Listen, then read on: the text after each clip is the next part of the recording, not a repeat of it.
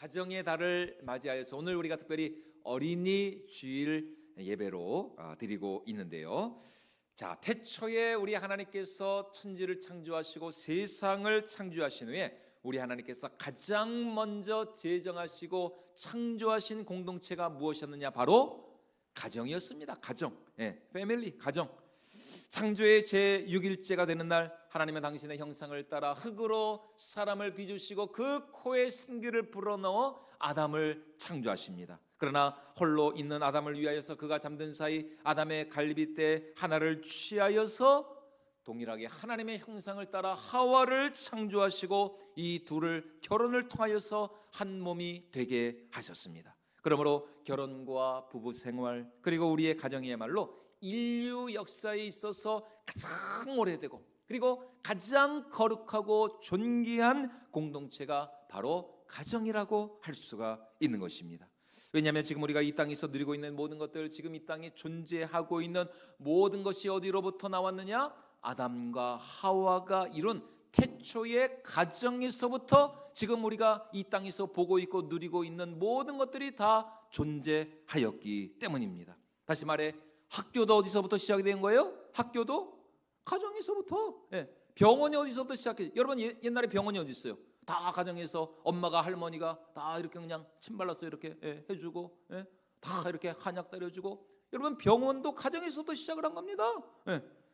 정부도 마찬가지입니다. 각 나라와 민족과 모든 사회 문화 시스템이 실은 다 어디서부터? 태초에 아담과 하와가 이룬 가정에서부터 시작이 되었다는 것입니다. 한마디로 태초에 가정이 없었다면 인류 자체가 생존하지 못했을 것입니다. 그러므로 이 5월 가정의 달을 맞아서 여러분 우리의 가정을 소중히 여기실 수 있기를 주님의 이름으로 축원을 드립니다. 우리의 결혼 생활과 우리의 부부 관계를 여러분 정말 하나님이 주신 선물로 여기시고 소중하게 여기실 수 있기를 주님의 이름으로 축원을 드립니다. 그런데 통계청 발표에 의하면은 지난 2025년 한 해 작년입니다. 우리나라에서 약 몇 쌍이 결혼했을까요? 24만여 쌍이 결혼했습니다. 자, 그러면은 문제를 드립니다. 자, 24만여 쌍이 결혼을 했어요. 그러면은 작년 한 해 몇 쌍이 이혼했을까요? 한 9만여 쌍이 이혼했습니다. 정확하게는 한 8만 8천여 쌍. 그러니까 세 쌍 중에 한 쌍, 혹은 네 커플 중에 한 커플은 이혼을 한 겁니다. 그나마 다행스러운 것은 코로나 이후 계속해서 이혼율이 조금씩이나마 줄어들고 있다는 거예요. 자, 그런데 우리 예수님 당시 이스라엘 사회 역시 이 이혼 문제가 아주 예민하고 민감한 사회적 이슈였습니다. 그래서 당시 랍비들은 과연 어디까지를 이혼할 수 있는 근거로 여길 수 있느냐, 이걸 가지고 끊임없이 논쟁을 했어요. 그래서 신학적으로 보수적 입장을 가진 이 삼마이 학파, 보수적인 우리식으로 얘기하면 이제 합동, 정통 합동교당과 같은 이 삼마이 학파의 경우에는 음행 외에 어떤 경우에도 이혼하면 안 된다. 뭐 아주 성경적이죠. 반면에 자유주의적인 신학적 입장을 가진 힐렐 학파, 자유주의적 입장을 가진 이 힐렐 학파 같은 경우에는 아내가 음식을 못 한다거나, 아내가 남편의 기분을 상하게 했다거나, 아니면은 길을 걸어가는데 내 아내보다 더 예쁜 여자를 만났다거나 이러면은 이런 걸 구실로 잡아서 얼마든지 이혼을 할 수 있다. 지금 웃는 남자분들은 약간 좀 웃으시면 안 됩니다. 참 황당하죠. 지금 우리가 생각하면 황당하죠. 아이고 어떻게 참 말도 안 되는. 자, 그렇다면 여러분 이들이 이렇게까지 이런 주장을 이혼을 정당화시키는 이런 주장을 할 수 있는 그 근거가 어디에 있었는가? 모세가 율법을 통해서 그렇게 해도 된다라고 했기 때문이라는 거예요. 자, 그래서 예수님을 향해서 그들이 이렇게 말을 하죠. 자, 우리 4절 말씀을 다시 한번 같이 읽어보도록 하겠습니다. 이르되 모세는 이혼 증서를 써주어 버리기를 허락하였나이다. 모세가 저렇게 말했다는 겁니다. 자, 실제로 모세가 신명기 율법의 말씀을 통해서 이렇게 말했습니다. 자, 신명기 24장 1절이죠. 자, 다시 한번 같이 읽어보도록 하겠습니다. 사람이 아내를 맞이하여 데려온 후에 그에게 수치되는 일이 있음을 발견하고 그를 기뻐하지 아니하면 이혼 증서를 써서 그의 손에 주고 그를 자기 집에서 내보내.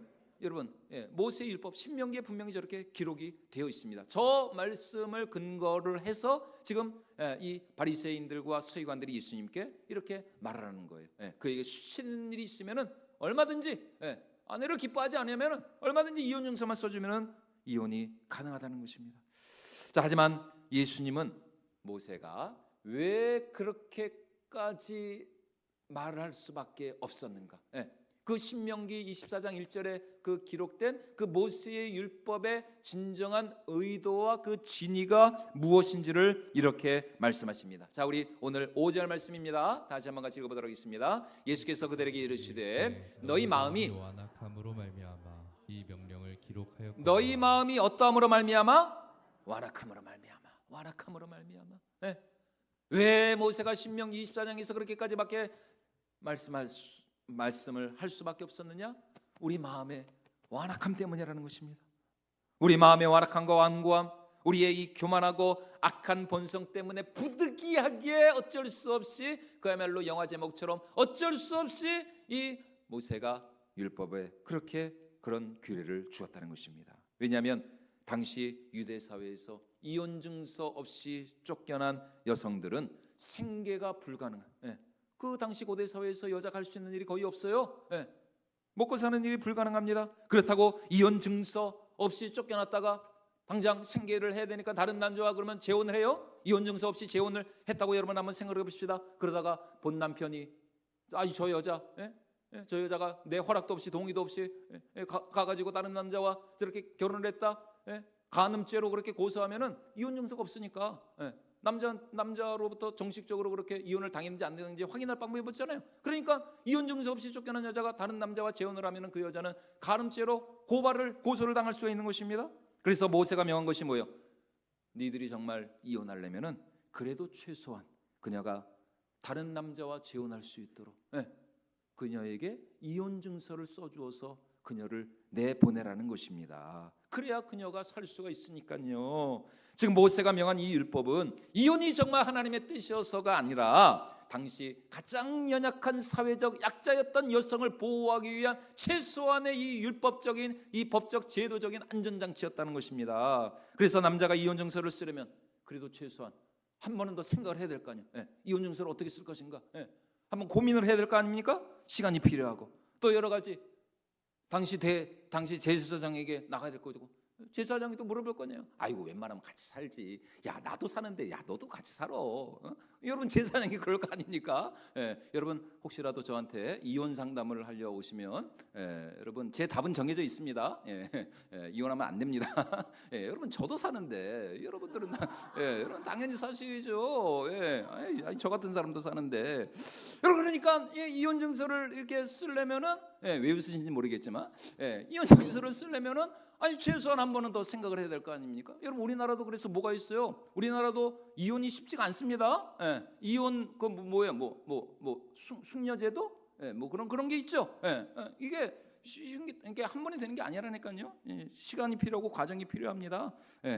그러니까 모세가 명한 그 율법의 진의는 정말 이혼을 해도 된다라는 의미에서 한 것이 아니라 한마디로 그 연약한 그 여성을 보호하기 위한, 한마디로 최악의 상황을 피하기 위해서 어쩔 수 없이 차악을 선택을 하는 것입니다. 그래서 지금 예수님이 하시는 말씀 뭡니까? 결혼에 대한 우리 하나님의 진정한 의도와 목적은 그것이 아니라는 것입니다. 즉 한 남자와 한 여자가 만나 결혼을 통하여서 한 가정을 이루었을 때 이제 그들은 어떠한 상황 속에서도 절대로 뗄 수 없는 항구적인 이 연합체 한 몸이 되었다라는 것입니다. 자, 우리 6절로 9절 말씀 같이 한번 읽어보도록 하겠습니다. 창조 때로부터 사람을 남자와 여자로 지으셨으니 이러므로 사람이 그 부모를 떠나서 그 둘이 한 몸이 될지니라. 이러한즉 이제 둘이 아니요 한 몸이니 그러므로 하나님이 짝지어 주신 것을 사람이 나누지 못할지니라 하시더라. 여러분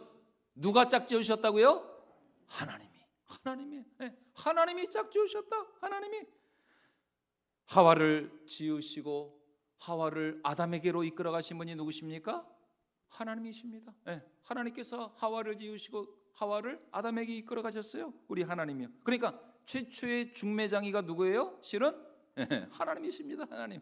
최초의 중매장에는 하나님이십니다. 다시 말해 결혼이란 단순히 한 남자와 한 여자 사이의 인간적인 선택이나 만남의 결과가 아니라는 것입니다. 우리가 보기에는 뭐 서로 자기네들끼리 좋아가지고 뭐 연애를 하든 뭐 중매를 하든 소개팅을 하든 아니면은 뭐 듀오에서 만나든 여러분 아시죠? 결혼의 듀오, 듀오, 뭐 그게 뭐 신상이 다 틀렸다 그러던데 뭐 듀오를 통해서 만나든 여러분 자기네들이 좋아서 혹은 양가 부모님들에 의해서 결혼한 것 같지만 실은 그게 아니다라는 것입니다. 물론 우리 하나님께서 우리의 자유 의지를 전혀 배제하시거나 무시하는 건 아닙니다. 그러나 우리의 자유로운 그 의지와 선택과 결정을 통하여서 우리를 향한 당신의 뜻을 이루시는 분이 누구시냐? 바로 여호와 하나님이시라는 것입니다. 다시 말해 한 남자와 한 여자를 만나게 하시고 그들의 마음과 생각과 뜻과 또 그들의 여러 가지 형편과 상황을 주장하셔서 그들로 한 몸이 되게 하시고 한 가정을 이루게 하시는 분은 누구시냐? 바로 여호와 하나님이시라는 것입니다. 하나님, 그들을 짝지으신 하나님이 짝지으신 것은 그들을 짝지으신 분은 하나님이시라는 것입니다. 그러므로 결혼이란 그들의 창조주가 되시고 또 모든 인생의 생사화복을 주관하시는 전능하신 하나님으로부터 말미암는 우리 하나님의 너무나도 거룩하고 신성하고 변개할 수 없는 신성한 이 언약, 약속, 평생의 서약, 이게 바로 결혼이라는 것입니다. 그러니까 모든 결혼은 사실 하나님 앞에서 해야 이게 맞는 거예요. 사실은 목사님이 주례를 하고 그래서 옛날에는 다 결혼식도 교회에서 하지 않았습니까? 사실은 그게 성경적인데 뭐 이제 시대가 바뀌었고 뭐 그럴 수 없는 상황이라 뭐 이해도 되지만은 여러분 참 우리가 이런 결혼의 의미를 알면 정말 이 결혼이 얼마나 소중하고 고귀한가. 그래서 유대인들은 결혼하기 전에 먼저 우리의 약혼식과 같은 정혼식을 치렀습니다. 이때 신랑 측 아버지가 신부의 집으로 갈 때 세 가지를 가지고 갑니다. 결혼 서약서를 가져갑니다. 또 포도주 한 병을 가져갑니다. 그리고 신부에게 줄 신부 대금을 가져갑니다.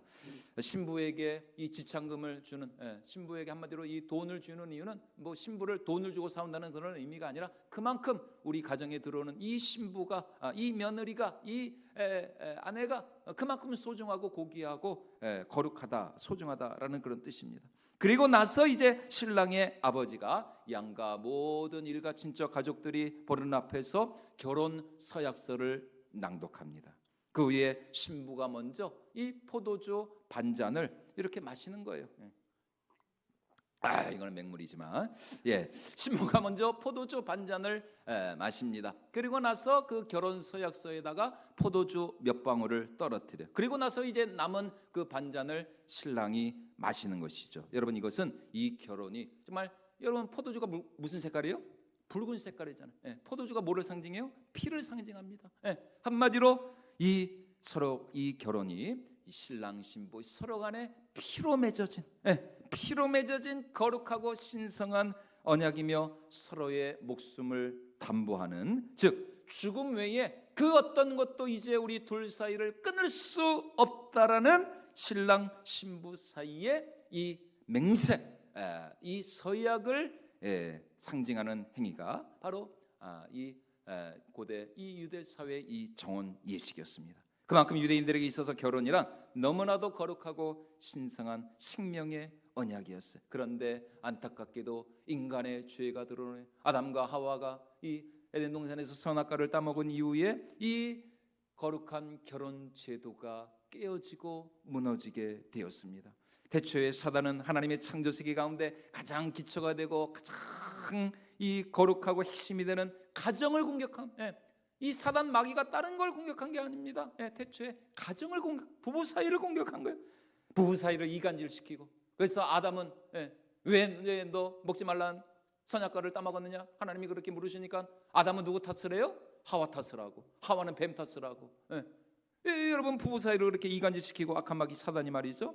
그 사이를 갈라놓음으로써 하나님의 창조 이 목적을 깨트리려 하였던 것입니다. 그래서 여러분 지금도 어떻습니까? 처음 연애할 때는 너 없으면 죽겠다고, 너밖에 모른다고, 죽도록 너만 사랑하겠다고 그렇게 해놓고 나서 나중에 결혼하고 나서 기분 나쁘고 수 틀리고 마음에 안 들면은 그때 가서 하는 말이 뭡니까? 분명히 결혼하기 전에는 너 없으면 죽겠다 그러거든요. 그런데 나중에 결혼하고 나서는 이제 네 때문에 죽겠다는 거예요.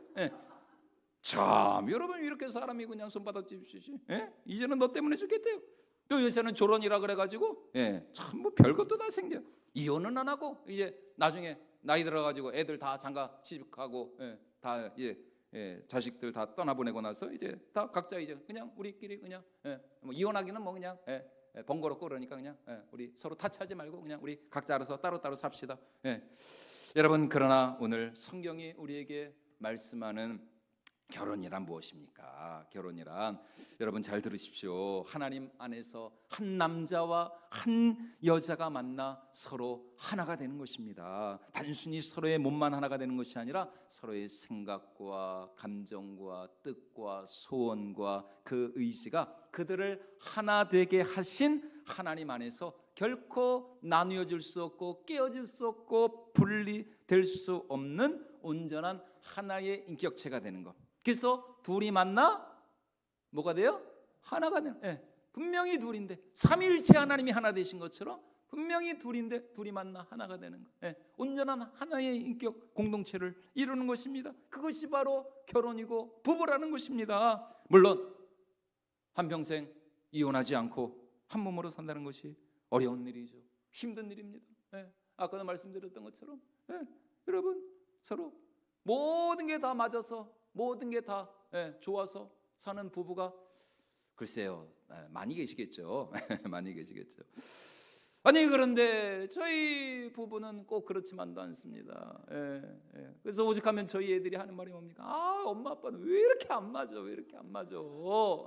애들이 그냥 오히려 엄마 아빠를 걱정을 해요. 그러니까 화성에서 온 남자고 금성에서 온 여자인 것이죠. 그러므로 여러분 우리 힘으로는 할 수가 없습니다.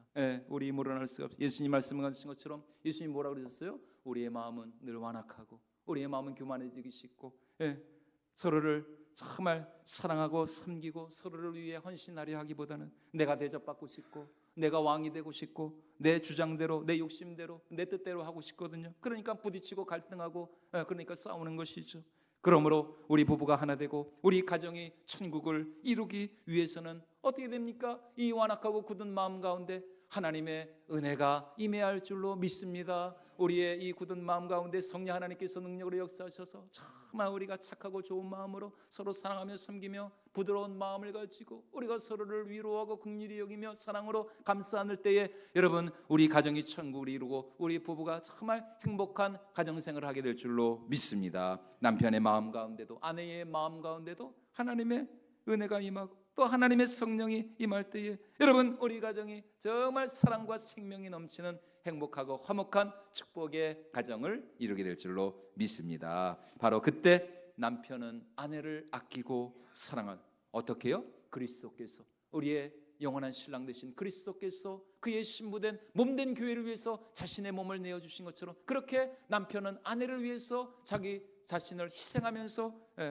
아내를 섬길 수가 있는 것입니다. 아내 역시 마찬가지입니다. 교회가 몸된 머리 되신 신랑 되신 그리스도께 순종하고 순복하며 그리스도를 사랑으로 섬기는 것처럼 아내 역시 남편을 존중하고 이해하고 사랑으로 섬길 수 있게 되는 것입니다. 그래서 여러분 교회와 또 이 성도들 간의 이 관계, 이 남편과 이 우리의 신랑 되신 예수 그리스도와 또 우리 성도들의 이 관계를 사도 바울은 에베소서 5장에서 우리 결혼 생활의 이 신비와 영광을 교회에 적용하면서 이렇게 말씀을 하고 있습니다. 자, 우리 에베소서 5장 31절로 33절 같이 한번 읽어보도록 하겠습니다. 그러므로 사람이 부모를 떠나 그의 아내와 합하여 그 둘이 한 육체가 될지니 이 비밀이 크도다. 나는 그리스도와 교회에 대하여 말하노라. 그러나 너희도 각각 자기 아내 사랑하기를 자신같이 하고 아내도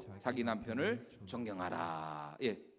그리스도께서 교회를 위해서 죽으신 것처럼 이제 남편들은 아내를 위해서 죽어야 되는 거예요.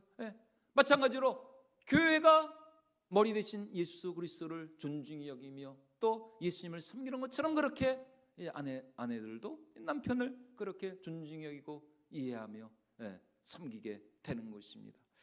여러분, 그러므로 우리 건전젤리교회 모든 우리 가정들마다 예수 그리스도 안에서 성령으로 충만한 가정 천국을 이룰 수 있기를 주님의 이름으로 축원을 드립니다. 우리의 가정들마다 서로 사랑하고 섬기며 아껴주고, 정말 그래서 2020년 올 한해 우리 가정들마다 아름답고 풍성한 생명의 열매요 축복의 열매를 주렁주렁 맺을 수 있기를 주님의 이름으로 축원을 드립니다. 남편은 뭐 받기를 원한다고요? 남편은 존중받기를 원하는, 남편은 존중받기를 원하는 것입니다. 아내는 무엇을 받기를 원해요? 그렇죠. 사랑받기를. 여러분, 이것만 알면은 죽을 때까지 안 싸우고 같이 살 수 있는 것입니다. 남편을 존중해주고 아내를 사랑해주고 이거면 되는 거예요. 이거면 뭐 다른 게 없어요.